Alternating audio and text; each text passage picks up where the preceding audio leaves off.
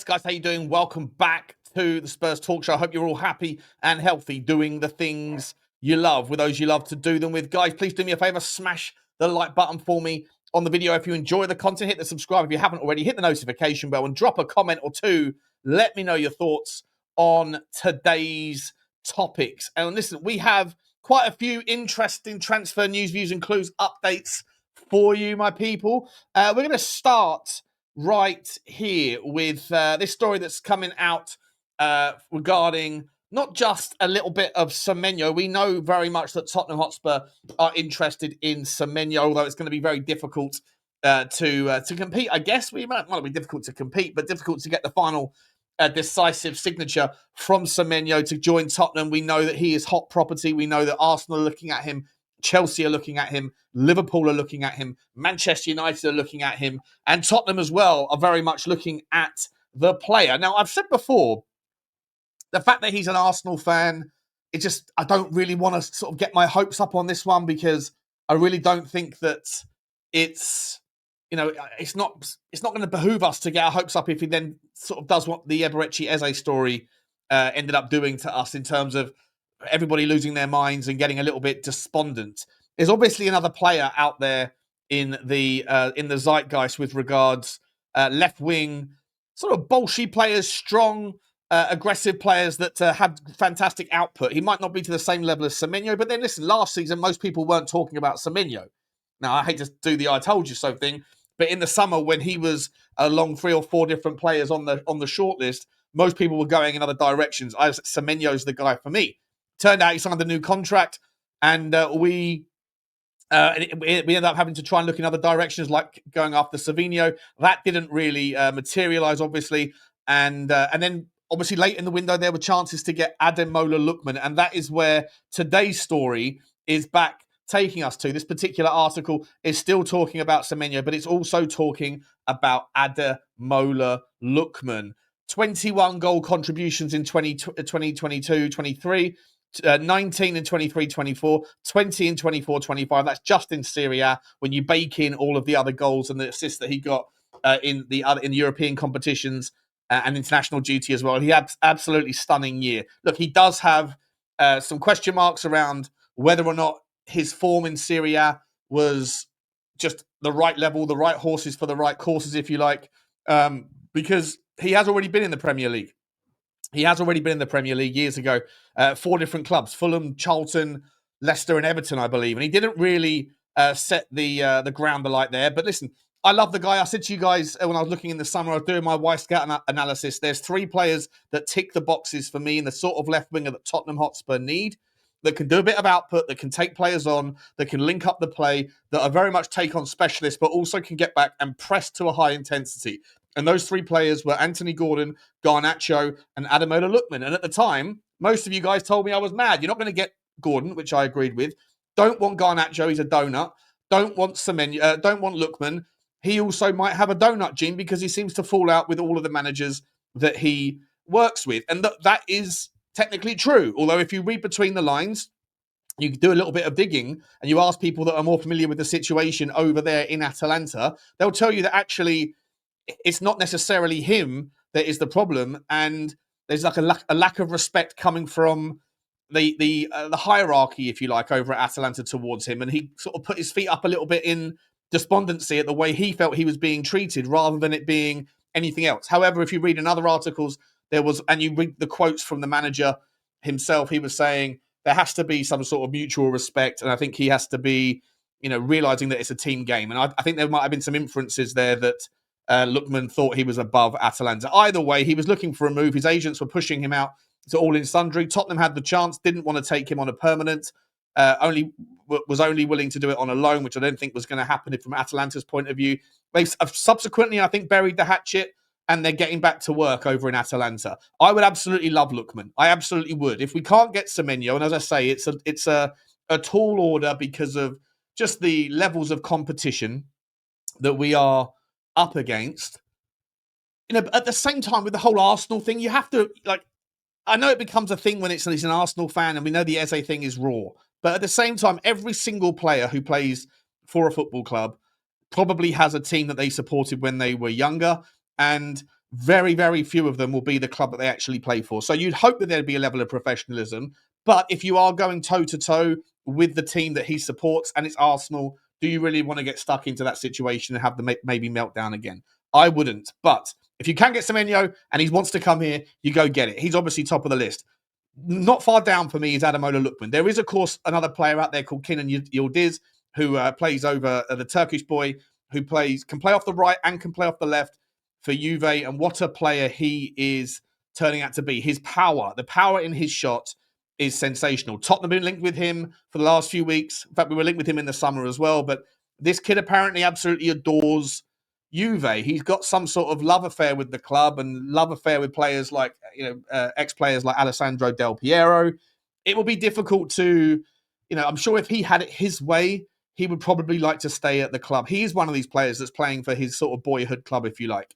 But Juventus are under the financial stresses of their PSR situation. So maybe if you make an offer that's too good to refuse, Juve will have to make a difficult decision and see if there's some wiggle room there. You have Paratici as well, who's still hanging around in the Tottenham zeitgeist. So maybe we can get that done. And if you're asking me on that particular order for a left winger, it'll be Semenyo, then it's Yildiz, just because he's got so much potential and he's unbelievable and his low backlift and his ability to finish, and he's very versatile. And there really isn't any of the problematic side that there might be with Lookman.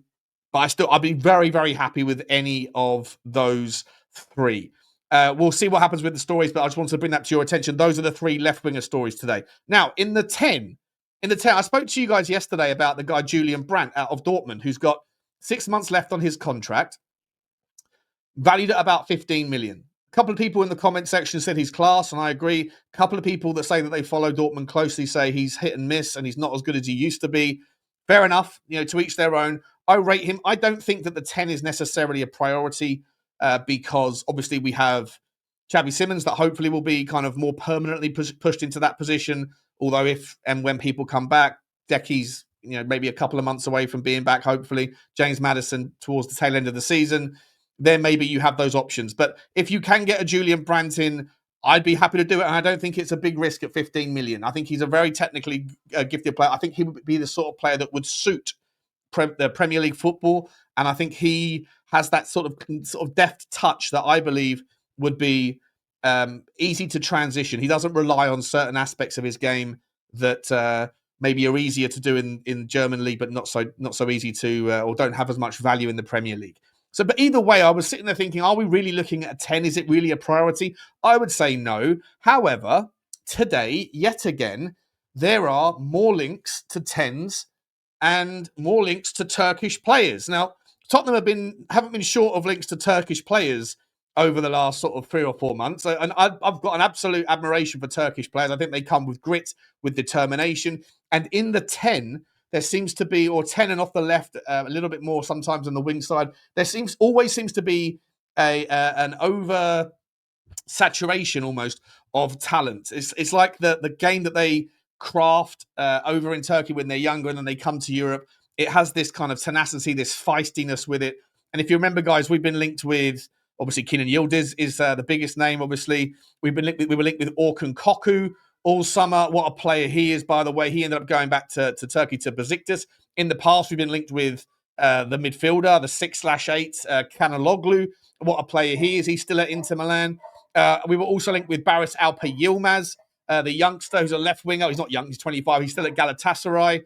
We've been linked with Akta Koglu, another left winger who at the moment is playing over in Turkey again in Fenerbahce, and a bunch of others as well. But the two names we've been linked with this morning and yesterday, first and foremost, is Frankfurt 19-year-old Can Uzun. And what a talent this guy looks to be. He can play a little bit he's very much an attacking player, can hang off the left. He's a right-footed 10, though, in my opinion, which would be nice to be able to have, if you could get someone like him, to be able to have him as a right footer. And obviously with Xavi Simons being so dominantly one-footed as well, then it's nice to sometimes be able to sort of, just sort of chalk it up. For me, Canizon is very much ambipedal.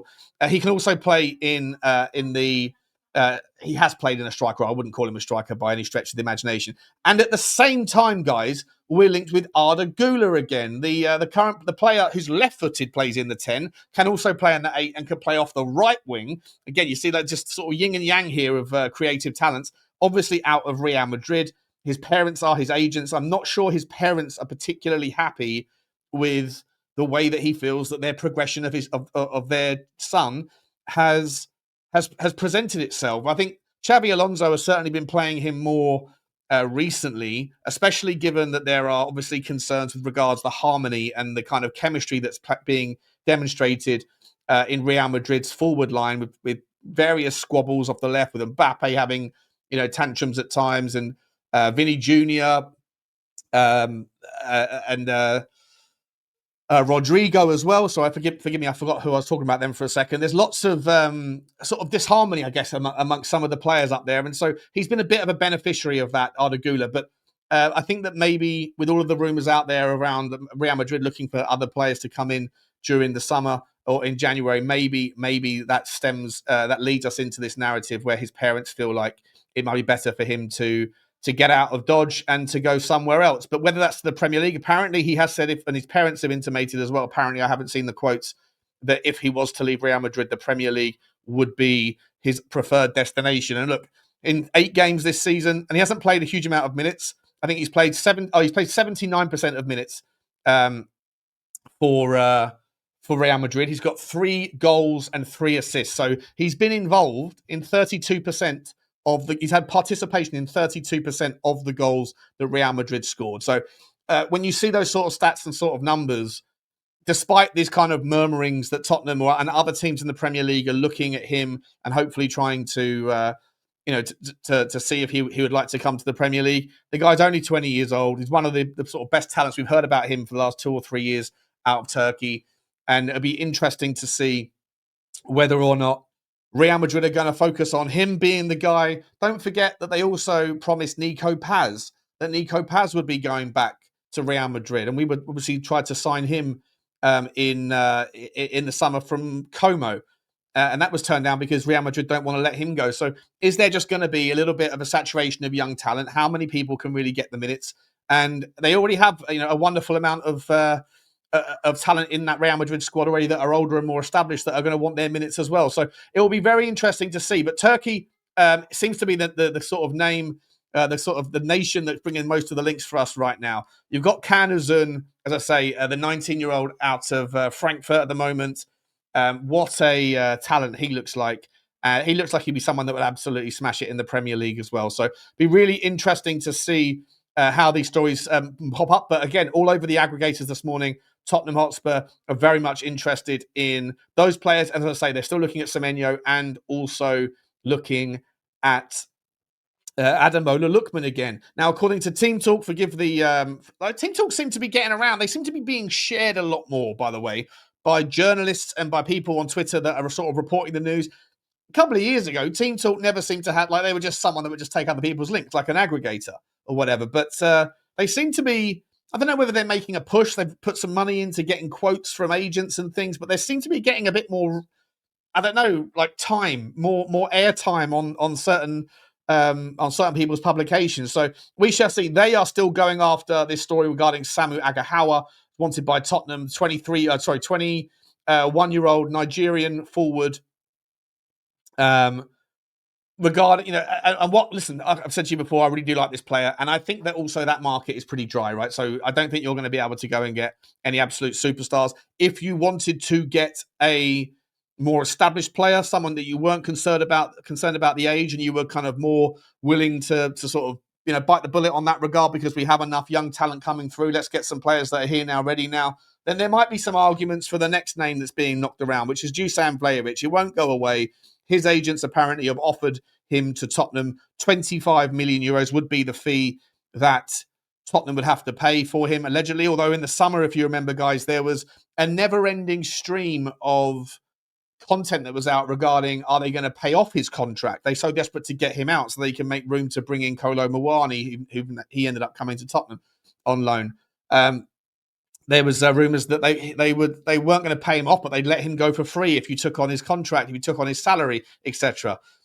Now, apparently, he's had a decent start to this season in a Juve shirt, but he's still surplus to requirements. They're still desperate to get him off of their wage bill. And of course, that would be a problem, right? If these players want to come to the Premier League and expect to get more money, or at least the same money, then Dusan Vlahovic is going to find it hard, because there's only a few teams in the Premier League that will pay him anything like what he currently earns, and none of them are going to sign Dusan Vlahovic. So there'd have to be some sort of compromise there, whether the deal would be, something like a £10 million or €12 million, €13 million fee, and then you find a way to make the salary up in the signing on bonuses or performance related pay or whatever. There's always ways around it if there's intention, without needing to absolutely smash your salary cap. However, the question mark is not just about that. It's whether or not you think that Dusan Vlahovic is going to be the guy who moves the needle. And look, there's a part of me that thinks he isn't. I've said it before. I'm not sure about Dusan Vlahovic. He was a wonderful, wonderful player to watch when he went to Fiorentina. His numbers haven't been horrendous by any stretch of the imagination at Juve, but they weren't certainly eye-watering. They didn't smash anything out of the park.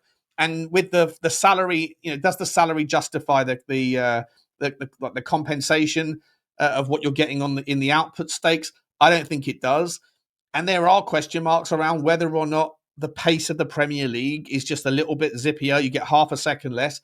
He would be leaving a top team in Italy that plays a different style of football to come to the Premier League and to test the water. And I'm not sure if you can justify the salary there without knowing whether or not he's, not that you ever know perfectly, but without a strong conviction that he would be able to really step up and be counted. And again, is he that much different to the sorts of strikers that we have? We have strong strikers in Solanke and Richarlison. You have players. I mean, Solanke's got a lovely touch. I'm not sure. Richarlison, you know how I feel. I'm not going to spend this video sort of slamming him, but I don't think he's the guy for us anymore. And I think most of us would agree. Solanke, we haven't really seen in a Thomas Frank shirt. So, we'll have to wait and see when he gets back from injury. But Dusan Vlahovic can certainly play a specific type of role from set pieces, which clearly seems to be a priority for Tottenham this season under Thomas Frank. He'll be very useful. Certainly, we're being more creative with regards long throws and corner kicks into dangerous areas and free kicks. And with Pedro Porro whipping the ball in from deep, you would think that there would be some sort of fit there with a Dusan Vlahovic, who is strong, he is tall, he is domineering, and he's very good positionally. He does have a good footballing IQ for a 9. However, if you're playing against certain teams in breakaways and things like that, does he have the pace? Does he have the sort of necessary gumption to be able to handle that sort of style of football? I don't think he does. But then you do have other options in Kolo Muani that would be very good in that regard, and obviously Brennan Johnson that can do those sorts of things to a degree. So I'm not blown away by the Dusan Vlahovic story, but do I think he's better than Richarlison? 100%. If you had to give me the choice right now between paying £15 million for Dusan Vlahovic or paying 50 million pound for Samu Agahawa, all other things being equal, I'm choosing Samu. Even though I still have reservations about how much his output would be dented by the transition. He's a very good player and he's got a lot of space to improve. But for me, the answer is, would you rather Samu or would you rather Vlahovic? It all depends on how much money there is and what that would mean for the ability to do other business. And within that regard, I would rather see us spend the lion's share of our money on a top left wing at one of those three I already mentioned, and then obviously go from there and see what's left over. And if you can only afford a Vlahovic, I still think he'd be a massive improvement. I think that's about it, guys. Just a few other incidental notes regarding the what happened yesterday in the various football stakes. So Aston Villa look like they might have an injury concern ahead of their game with us on Saturday or Sunday. I think it was Saturday at 2 p.m. or Sunday, I forget. Aston Villa striker Ollie Watkins has withdrawn from the England squad after sustaining a blow to his knee, so he'll be a big risk for Aston Villa. Not to wish anyone any injury concerns, but that would be a bit of a boost for Tottenham Hotspur. Dane Scarlett, believe it or not, has been promoted to the England team. He's been asked to go and join up. Obviously, he won't be playing, but he has been called up to the England men's team as Ollie Watkins' replacement. So congratulations to him. What else is there? So we've also got the news that Micky van der Ven played as a left back for Holland last night, and the reports were that it was a pretty uneventful performance, but that his pace gets him out of trouble, and he's very much sort of solidifying his position as centre back in the Dutch team, sorry, left back in the Dutch team, which is good to see and nice to know that Tottenham, if needed, can do that if we do go and get a centre back in January or in the summer. And shout out to Yves Bissouma. I hate to see this. He came on in the 66th minute, I think it was, for his Mali team over in Africa, and within seconds, within a few minutes, literally a few seconds, I think it was, he gets clattered into, and he's been stretched off and looked in absolute pieces. He was really, really distraught. So I hope it's not too bad news for him, and wish him a speedy recovery. I think that's about it, guys. So I shall leave you there, and I'll see you later on for some sort of a second appearance if I can find the justification for it. Please like and subscribe if you haven't already, and I'll see you on the next one. As always, guys, as always,